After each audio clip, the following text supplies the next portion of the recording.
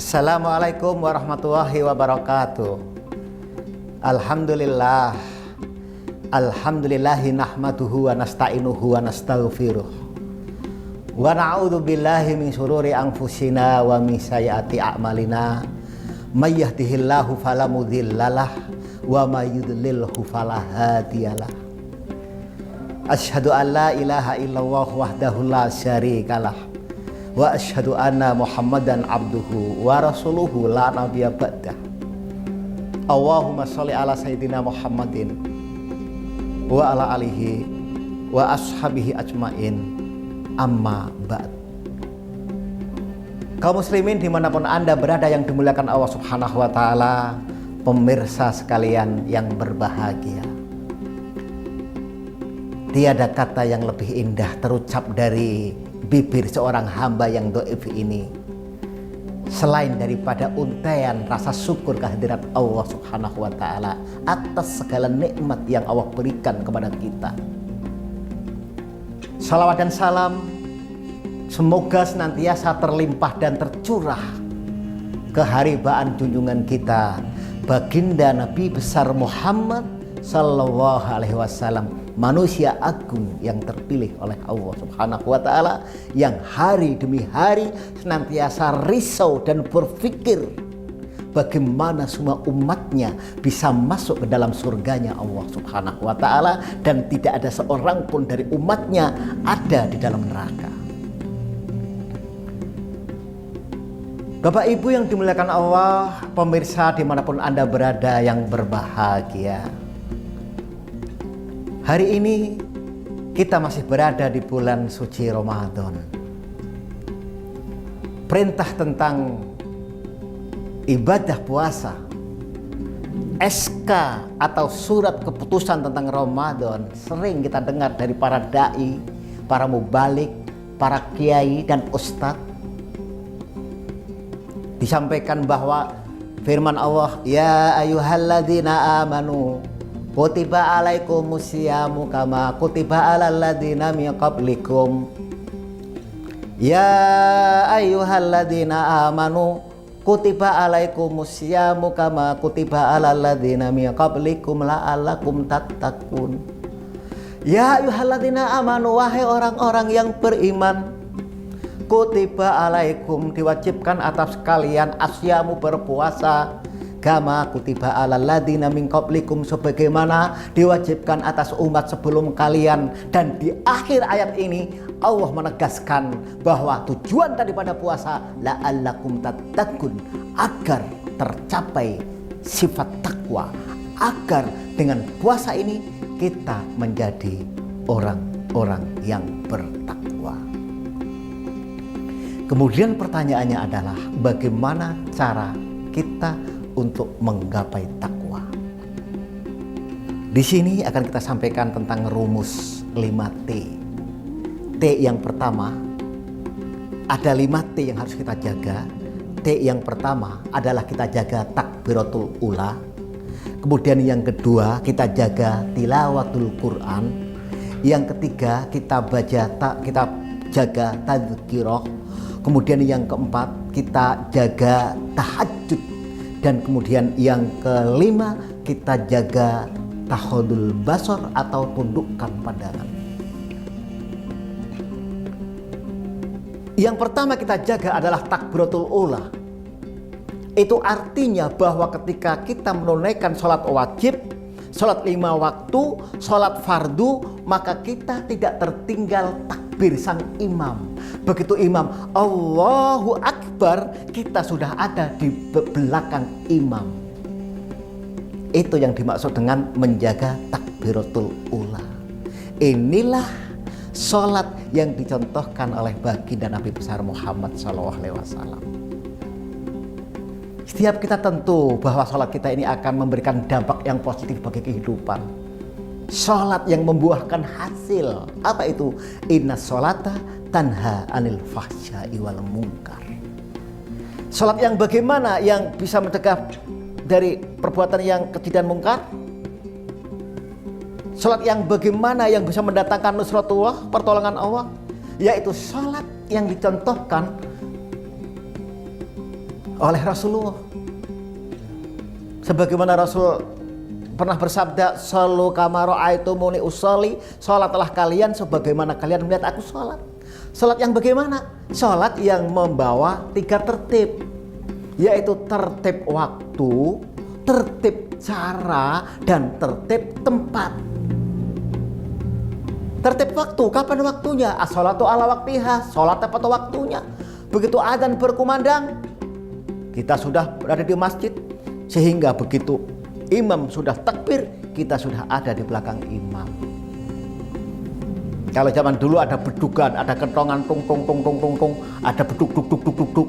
Kalau sekarang ada speaker adzan pakai toa. Apabila pada saat itu kita sedang ada kerjaan di kantor misalnya, di tempat pekerjaan atau di pasar sedang berdagang, semua kita tinggal.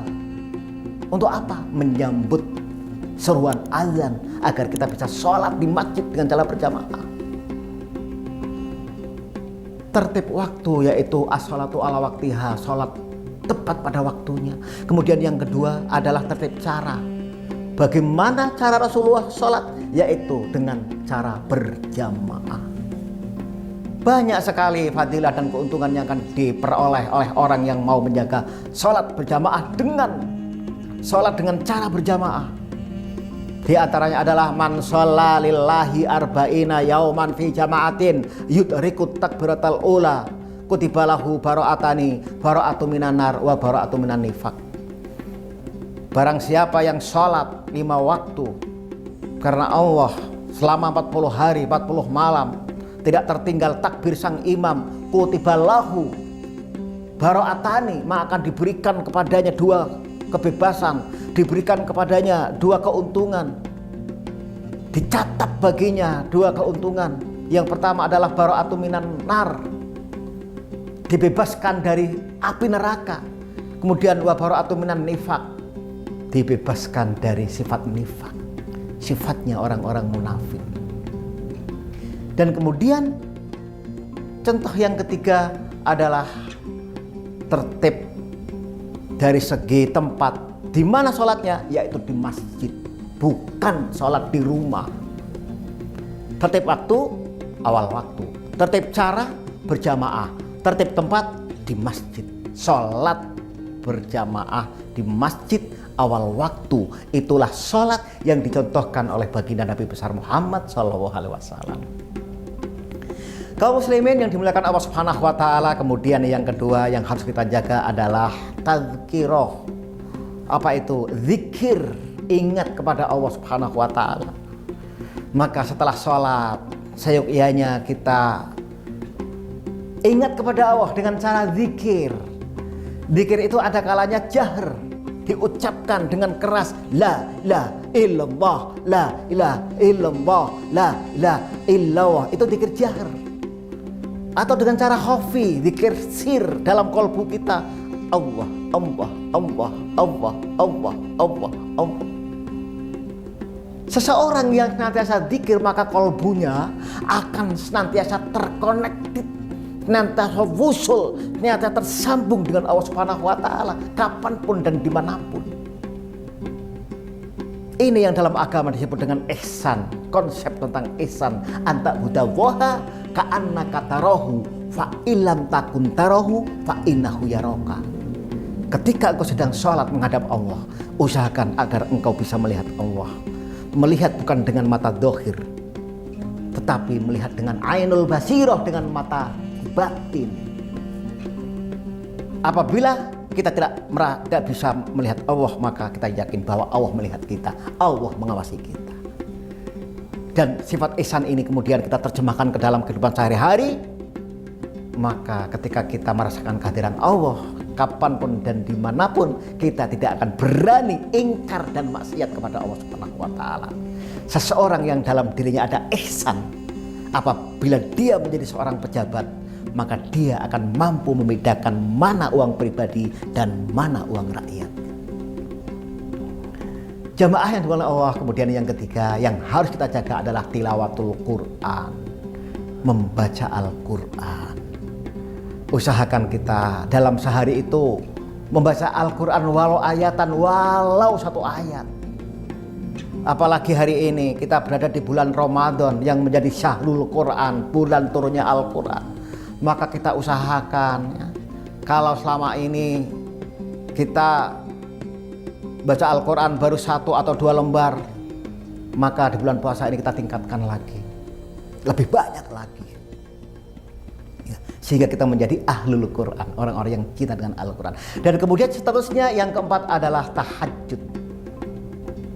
Kita tingkatkan hubungan kita dengan Allah dengan tahajud. Itu adalah salah satu cara yang cepat untuk meningkatkan takwa kita kepada Allah Subhanahu wa taala. Walaupun sebenarnya tahajud itu berat. Ketika kita punya masalah, ketika kita punya hajat, punya keinginan, coba kita rayu Allah di malam hari. Ngambil air wudhu, gelar sajadah, doa, menangis bersimpuh di hadapan Allah. Dan kemudian yang terakhir adalah tahadul basar, menundukkan pandangan. Seseorang yang mampu menundukkan pandangan biasanya dia ahli tahajud. Orang yang biasa tahajud biasanya dia juga ahli zikir. Lidahnya senantiasa basah zikir kepada Allah. Orang yang zikir biasanya suka membaca Al-Quran. Dan seseorang yang hobi baca Al-Quran, dia akan mudah untuk menjaga sholat 5 waktu di awal waktu dengan cara berjamaah. Orang yang sudah bisa menjaga sholat 5 waktu, biasanya dia gemar baca Al-Quran. Orang yang gemar baca Al-Quran, biasanya lidahnya senantiasa zikir kepada Allah. Dan seseorang ketika senang zikir, maka dia akan mudah bangun malam untuk tahajud. Dan ketika seseorang itu sudah istiqomah tahajud, maka dia akan mampu menundukkan pandangan. Dan apabila kelima T ini ya, pertama jaga takbiratul ula, yang kedua jaga tilawah, yang ketiga jaga tadzkirah, yang keempat jaga tahajud, dan yang kelima tundukkan pandangan, maka akan lahir apa yang disebut dengan takwa.